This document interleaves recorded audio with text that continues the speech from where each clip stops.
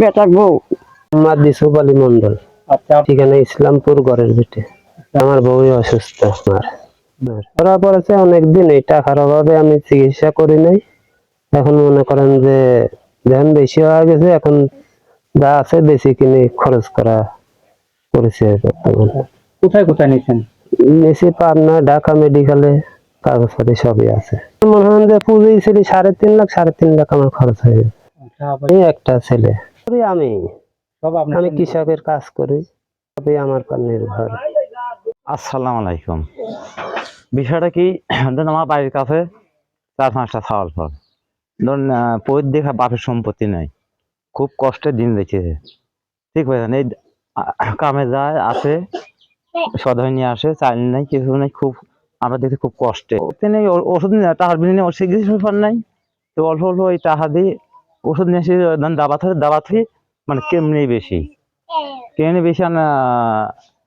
টাকা নাই, যাই পুঁজি মুজি ছিলি হতে মাঠে খাটে মাঠে আমি একটু উইটি চাষবাস করে দিই, তাইতে দিনরা যায়।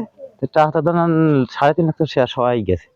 আমার তো ধরেন বাপের সম্পত্তি নেই, সম্পত্তি নেই, আমি বেশি কিনে চিকিৎসা করি। একটু ভালো করে বলেন। আপনাদের কাছে আমার বিশেষ অনুরোধ, আপনারা যাদের সামর্থ্য সে আমার সাহায্য করবেন। আমার 3 সাইডে যাতে মানুষ করতে পারে।